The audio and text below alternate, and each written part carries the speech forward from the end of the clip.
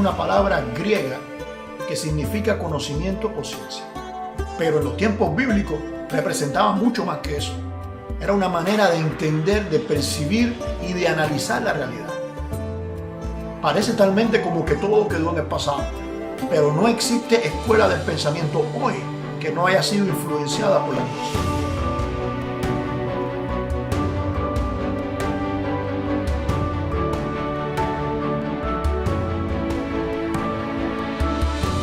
Uno de los grandes dilemas que ha tenido el cristianismo es tratar de entender la Biblia a partir del contexto del que lee y no a partir del contexto del que escribió. Este es un texto con una verdad que hace reflexionar mucho. ¿Cómo es posible pensar que hay que tener fe sin entender la Escritura, sin conocer la Escritura? Si la fe viene a partir de lo que tú conoces de Dios. Realmente la Biblia es un texto complejo. ¿Cuántas diferentes interpretaciones acerca de un mismo texto? El contexto cultural en que se escribe un texto va a definir gramaticalmente a dónde apunta la palabra.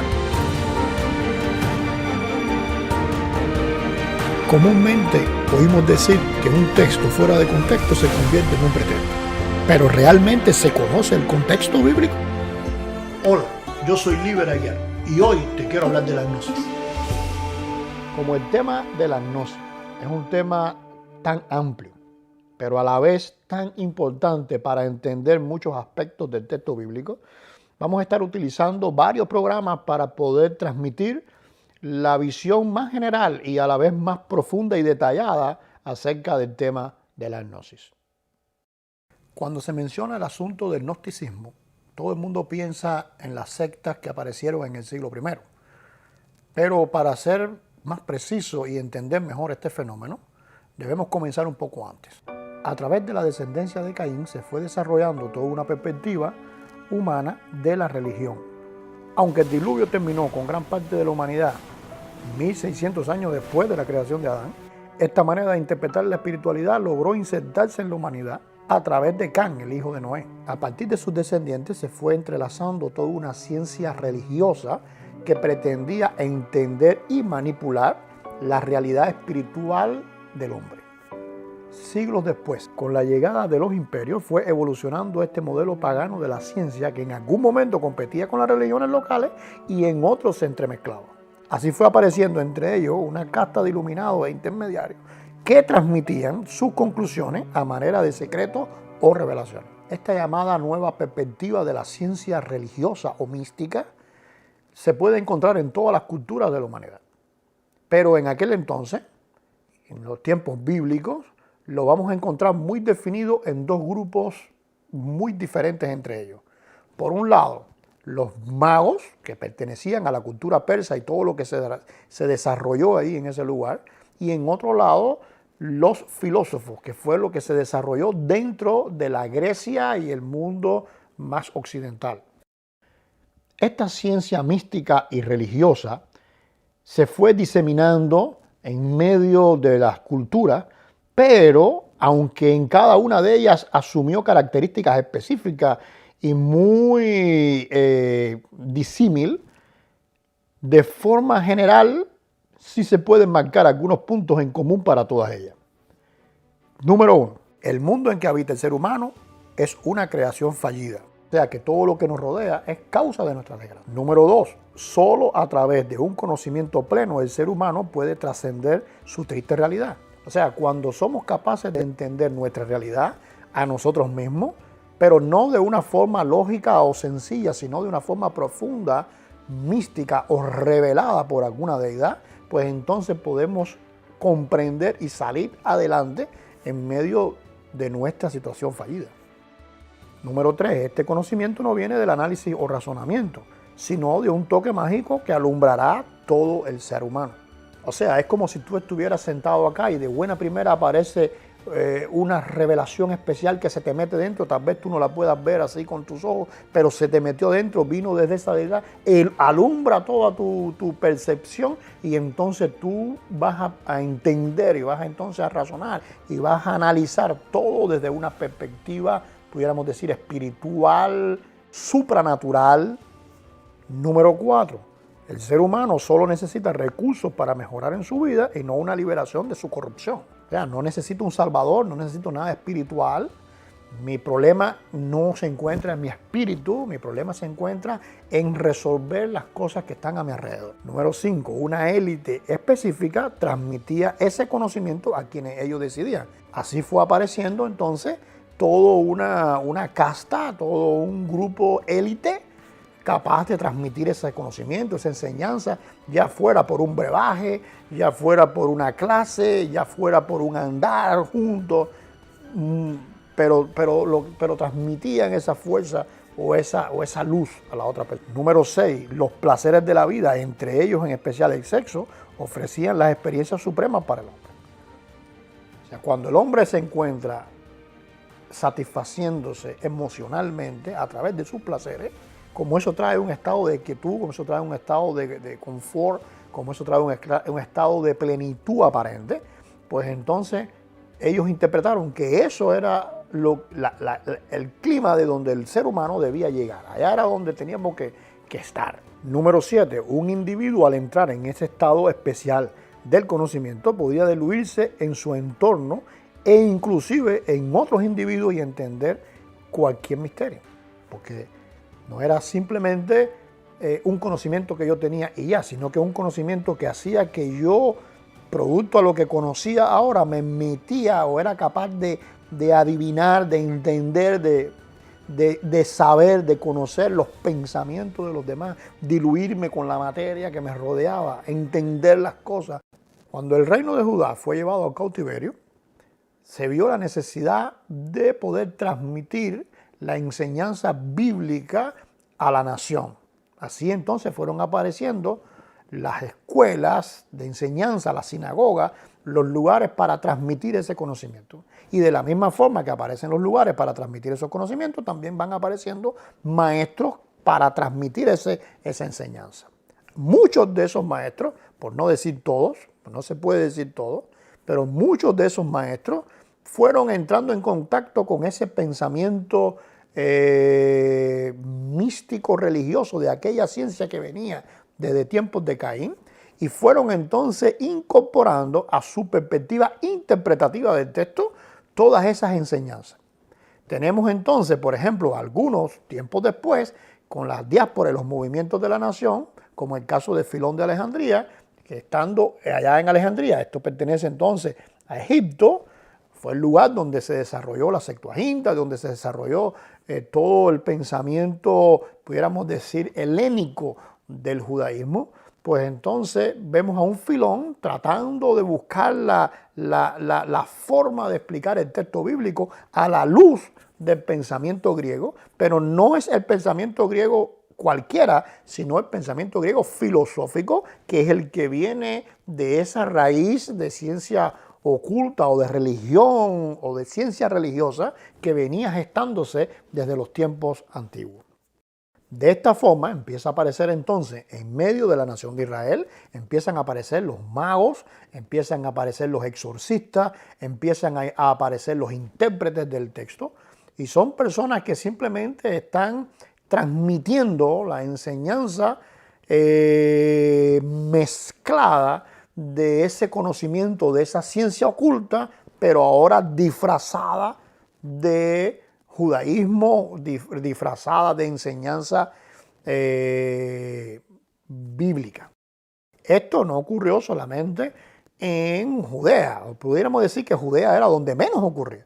Donde más ocurrió fue en todas las ciudades que estaban en la diáspora. Aquellas ciudades a las que Pablo después iba a ir a enseñar e iba a ir a predicar el evangelio. No solo Pablo, sino todos los apóstoles. El enfrentamiento mayor que tuvo Jesús, que tuvieron los discípulos, no fue contra el judaísmo radical ortodoxo, sino también para ese judaísmo que había mezclado toda la filosofía de la gnosis, de ese concepto científico de la religión, y lo estaba mezclando con el texto y lo estaba mezclando con la ley. Por un lado, va a haber un enfrentamiento con las tradiciones judías. ¿Por qué? Porque las tradiciones judías, y vamos a tener un programa para eso también, o varios programas para eso, las tradiciones judías no es que eran malas, sino que habían logrado suplantar el lugar de la ley de Dios. Cualquier tradición puede ser buena. Cualquier cosa que nosotros hagamos puede ser buena. El punto está si cuando lo que nosotros estamos haciendo va en contra en alguna medida con lo que Dios ha dispuesto. Así que por un lado había ese enfrentamiento, pero por otro lado estaba la forma de analizar las cosas, la lupa con que se miran las cosas. Y ahí es donde la gnosis jugaba el principal papel.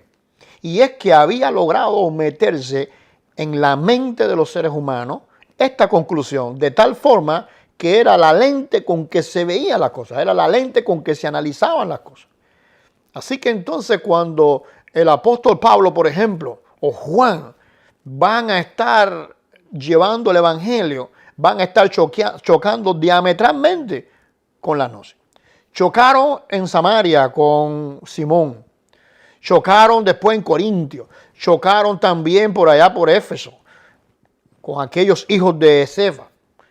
Por ejemplo, cuando Pablo le escribe a Timoteo la mal llamada ciencia, en realidad lo que dice ahí es la gnosis. O sea, ellos tratan de poner la gnosis, o la gnosis ha cogido el lugar que no le corresponde. Así que va a haber un enfrentamiento diametral con ella. Cuando el evangelio llegó entonces a aquellos judíos que estaban analizando la Biblia, estaban analizando la ley de Dios, estaban analizando la realidad a partir de la lente de la gnosis, con ese espejo, con ese color gnóstico, pues entonces vieron en la doctrina cristiana algunos detalles que favorecían sus conclusiones, sacaron los que no les convenía y agarraron entonces aquellas conclusiones que sí les convenían. Vamos a ver al apóstol Pablo, por ejemplo, en Tesalonicense, cuando le escribe a ellos, le va a decir que aun cuando reciban una carta en su nombre, o sea, que ya habían personas inclusive plagiando las palabras de Pablo. El apóstol Pedro dice en una ocasión las palabras de Pablo que los neófitos tratan de confundir y tratan de enredar, diciendo cosas que Pablo no ha dicho en ningún momento. Así que entonces comienza a surgir dentro del cristianismo una corriente gnóstica mayoritaria, porque no vayas a pensar nunca que el gnosticismo era un grupito en un lugar X, se convirtió en mayoritario en el cristianismo, y analizando las cartas del propio Juan, cuando habla salieron de nosotros pero no eran de nosotros, y cuando va a clasificar la doctrina de esas personas que salieron de ellos pero que no eran de ellos, va a clasificarla exactamente como la doctrina de aquellas personas que fueron interpretando con esa lente gnóstica la doctrina cristiana. Y ellos tenían una conclusión, pudiéramos decir, general en cuanto a eso, y era que Jesús, si es Dios, si es santo, pues simplemente su naturaleza no puede ser humana, porque según la lente gnóstica, este mundo está corrupto, este mundo es fallido, pues entonces Dios no puede hacerse hombre. Cuando Dios aparece en este mundo, aparece entonces como un fantasma, porque su naturaleza no puede ser corrupta. Y Juan entonces va a señalar esto, exactamente esto, que es la doctrina básica gnóstica, como el anticristo. Si usted no entiende lo que es el gnosticismo, y si usted cree que el gnosticismo terminó en algún momento de la historia, y que esa mayoría de religiosos cristianos, pero que en realidad eran gnósticos, aun cuando no lo confesaban y no lo decían, si usted piensa que eso terminó en la historia, usted no ha entendido el texto bíblico. El apóstol Juan le llama a esto el anticristo. cualquier análisis que se haga del anticristo sin tener una base en el concepto gnóstico es un análisis errado de lo que está señalando el texto bíblico. Es un análisis descontextualizado. Y como sabemos, cualquier texto fuera de contexto, pues simplemente se convierte en un pretexto para cualquier cosa. Por eso es que entonces vemos en el pensamiento teológico histórico señalar como anticristo al comunismo, señalar como anticristo al capitalismo, señalar como anticristo a una iglesia X o a un grupo X, sin tener en cuenta que es mucho más que eso. Es una forma, es una perspectiva que viene desde los tiempos antiguos, viene desde los tiempos de Caín, y que ha ido entrando en todo el pensamiento, y que en los tiempos del Nuevo Testamento estaba librándose una batalla campal para para hacer visible lo que la gente no estaba haciendo visible. Y si Juan lo clasifica como anticristo, tenemos que ver que es una doctrina que se metió entonces en la humanidad, se metió entonces en el cristianismo, trajo como consecuencia el cristianismo medieval tan desastroso, trajo como consecuencia el judaísmo que vemos hoy con su cábala y con toda la mística que hay hoy. Por eso es que entonces el apóstol Pablo, el apóstol Juan, le llama a eso el anticristo. En esta primera temporada vamos a estar viendo acerca de la gnosis, y hemos destinado toda una temporada para eso porque queremos verla desde muchos ángulos en su mayor esplendor para poder entenderla mejor. Y cuando usted lea el texto bíblico pueda comprender mucho mejor las luchas, las bases e inclusive muchas de las profecías que está mencionando la Biblia en el enfrentamiento que iba a tener el cristianismo con el mundo secular. Vamos a ver cómo Jesús batalló directamente con la gnosis. Vamos a ver los judíos influenciados por la gnosis desde la filosofía griega. Vamos a ver a los judíos influenciados por la gnosis desde el magí, de esa tendencia persa. Vamos a ver a Pablo en sus momentos evangelizando y chocando directamente con estos conceptos. Vamos a ver a la iglesia en plena batallar con la gnosis ya metida dentro de ella. Y por último vamos a estar transitando por algunos hechos de la historia y cómo el cristianismo histórico fue penetrado por la gnosis, así como también el judaísmo que ha llegado hasta hoy. Dios le bendiga y esperamos que esta primera temporada de la Biblia bien leída sea de bendición para todos.